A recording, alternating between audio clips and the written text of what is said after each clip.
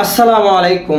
England এবং India সকালবেলা যারা খেলাটা দেখেছেন, আফগানিস্তানের করুণ অবস্থা, কঠিন অবস্থা আফগানিস্তান। তবে আফগানিস্তানের জন্য আমার কষ্ট নেই, আফগানিস্তানের জন্য আমার ভিতরে বিন্দু পরিমাণ কষ্ট নেই। কিসের জন্য? তারা যে খেলাটা দেখিয়েছে এবার বিশ্বকাপে, যে খেলাটা, যে নজিরটা তারা গড়েছে এবার বিশ্বকাপের প্রথমবার এত দ্রুত একটা টিম এত দূর পর্যন্ত পৌঁছেছে।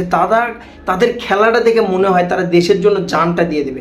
নেতা হলে রশিদ খান মনে হয় দলকে জিতানোর জন্য মনে হয় জানটা বাজি ধরে নেবে, সব কিছু করা দরকার। মানে মনে হচ্ছিল কান্নাকাটি, তাদের ইমোশন, তাদের অ্যাটিটিউড, তাদের খেলার অ্যাগ্রাসন যেটাকে বলে, সেটা দেখে একবারও মনে হয় না যে তারা না জেতার জন্য মাঠে নামে। দেখলেই মনে হয় যে তারা জিতিয়ে সব কিছু ছিনিয়ে নেবে, এরকম অবস্থায়।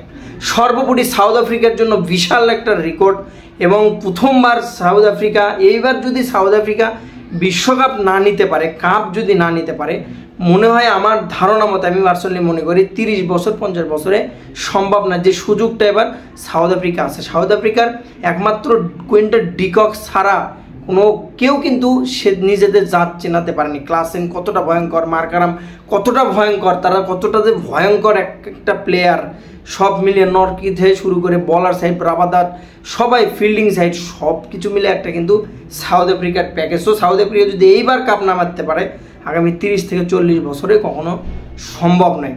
অপরদিকে যদি বলি আজকে ইন্ডিয়া এবং ইংল্যান্ডের বিষয়ে যদি বলি, তো ইন্ডিয়া যে বিষয়টা সেটা হচ্ছে যে তাদের বিরুদ্ধে ইনজামুল হক থেকে শুরু করে পাকিস্তানের যারা বড় বড় লিজেন্ডারি আছে তারা বল টেম্পারিংয়ের একটা অভিযোগ করছে। তো এটা আসলে বিশ্বকাপ আসলে কারো মতামত এভাবে হয়ে থাকে।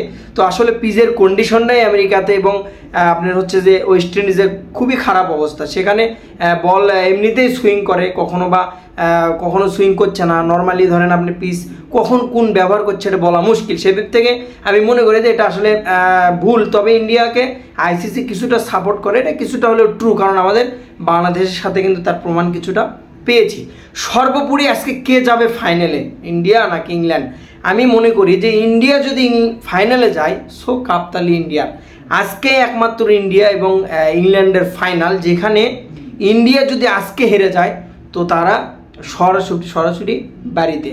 তো ইংল্যান্ডের যে শক্তিমত্তা, তারা কিন্তু প্রথম রাউন্ডে কিন্তু অন্যের দিকে চেয়ে কিন্তু তারা কিন্তু সুপার 8-এ উঠেছিল।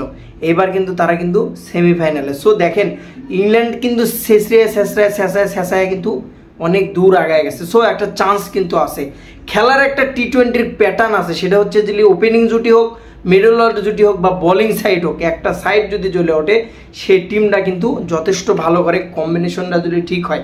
যেমন কোনো বলার যদি একাই 5টা উইকেট ধসিয়ে দেয়, বা কোনো ব্যাটসম্যান যদি রোহিত শর্মার মতো একাই 90 করে দেয়, বা কোনো বাটলারের মধ্যে যেটা সেঞ্চুরি বের করে দেয়, সেই টিমটা কিন্তু হারানো মুশকিল। বিশেষ করে টি-20-র জন্য কে আসবে, কে যাবে ফাইনালে, এটা কিন্তু দেখার বিষয়। একটা বিশাল একটা কিন্তু বিগ ম্যাচ টি-20 বিশ্বকাপের। দেখা যাক কে আসে শেষ আসে। এটাই কিন্তু বলা যায় ফাইনাল আজকে, এটাই বলা যাবে আজকে একটা ধরে নেওয়া যায় ফাইনাল ম্যাচ বলা যায়।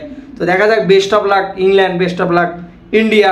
সাউথ আফ্রিকার জন্য মন থেকে ভালোবাসা, কাপটা যেন সাউথ আফ্রিকা নেই, এই কামনাই করছি। আসসালামু আলাইকুম।